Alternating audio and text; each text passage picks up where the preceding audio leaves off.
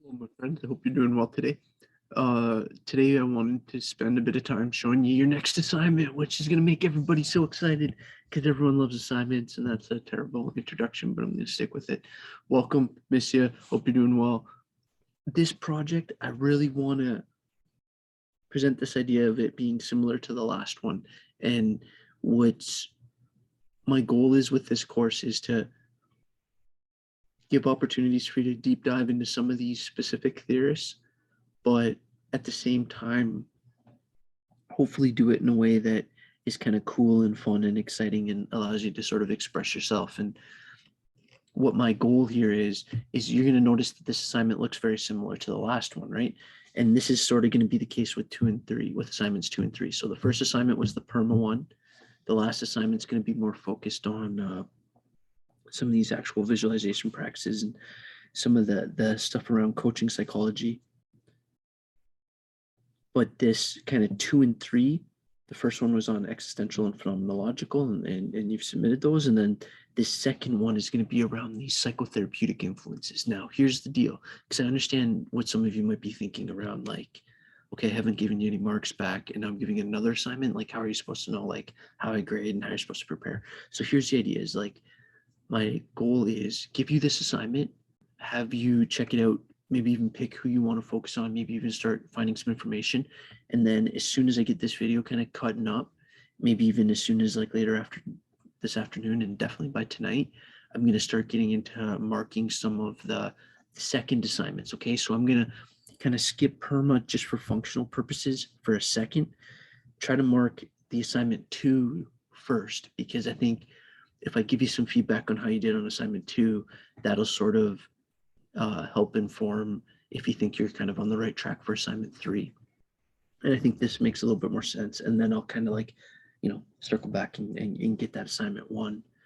Because the thing is, too, I've kind of hit a sweet spot in this course. And I know it's felt a little bit maybe confusing to you, or a little bit kind of like I'm running by the seat of my pants. And some of it is because this is obviously a brand new course, and a lot of this content is I'm building from like quite literally from the ground up, and like I think it's evolving a little bit.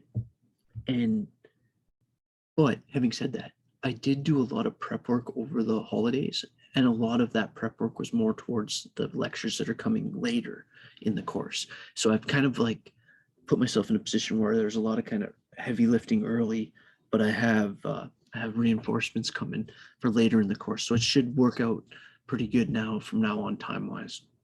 But I do appreciate your patience and everything. So just to quickly, because I'm ranting like crazy, but let's just circle back to this idea that basically what the idea is: pick which one of these people that you find interesting and start thinking about a specific aspect of their theory that you would like to highlight in your video or in your paper. And then you'll get feedback from me over the next little bit, and then you can use that while crafting this third assignment. That's sort of my idea. Okay, so the purpose here is to explore one of these theories presented in the lecture, choose one of the concepts to really focus in on, whether you're talking about Freud and the unconscious, or Adler and inferiority, or Stack Sullivan and this idea of, well, the psychiatric interview, or whether you're talking about Rogers and um, congruence, or Harlow and love, or Frankel and meaning, or Ellis and rational emotive. So it's like all these people have these kind of these kind of interesting ideas, and a lot of times you're kind of taught them in your psych classes in relation to what ideas they had relative to whatever the topic is. And sometimes it's fun. At least I've had fun with students at Nipissing, sort of exploring some of these theorists and some of their more sometimes outside of the box ideas or lesser known ideas. Okay, so I want you to use this project to deeply explore and present on an aspect of one of these people's psycho and therapeutic theories that could add insights to new generations of students interested in positive psychology.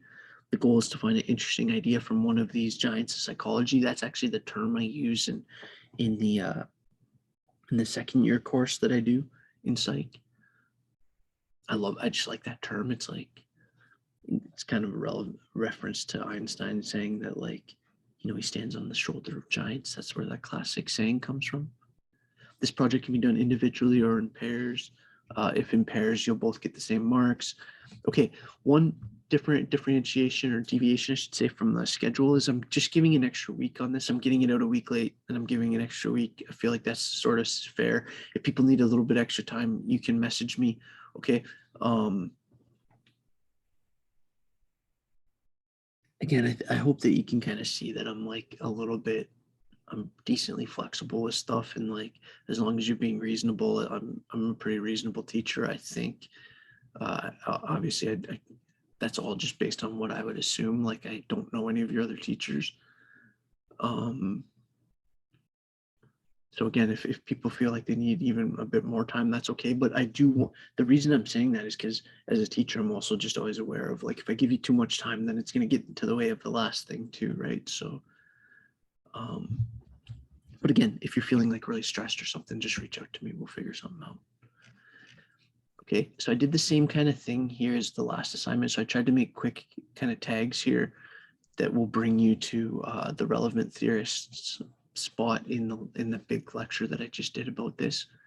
Okay, so I would recommend like reviewing their part, kind of figuring out what you think you want to focus in on so that you're ready to start up your assignment. And then in terms of how to do it, this is where I would say like, this is where it's most similar to the last assignment. Like I'm saying, you can do a video or you can do a podcast kind of thing, or you can do like a short kind of 4 to 6 page paper. All right. And again, it'd be very logical for you to be thinking like, how does this guy want me to do a third assignment? I don't know how I even marked my first two. So it's like, my hope is that while you're in your early stage researching, I can kind of change the equation on that a little bit. All right. So I'm trying to kind of buy myself a buffer of time so that you guys are working away on your project and starting to figure out like, what about Harry Harlow you think is interesting, and then I give you your feedback like, oh yeah, this is great, maybe try focusing on this a little bit, blah blah blah. Then you're like, okay, I'm ready to go. That's kind of my goal here. All right, so hopefully that works out. Oh, I wanted to make one last point. I made it. This is my second time recording this because I messed it up, but I made it in the first one. But like, I feel like with the first assignments, and I haven't looked at them yet, but just from my interaction with you around it, I think some of the students that have had me in classes in the past just sort of ran with it, and that's perfect because I think you just knew me and stuff. And I think some of this, and I met with a bunch of students I hadn't had before, and found that awesome. And I think we were on the same page and stuff. So I think if anyone hasn't met with me or is a new student and would like to connect around their assignment or whatever, I'm super open to that. Okay, I think that this has been a really cool class for me, and I just hope that it's not so disorganized that it's taking away from it. I'm going to try to really tighten it up. All right, I'm aware of that. But other than that, like again, I say this every single class, but it's like it's worth saying a lot that I find that Nipissing students are just really really fun to work with and really kind people, and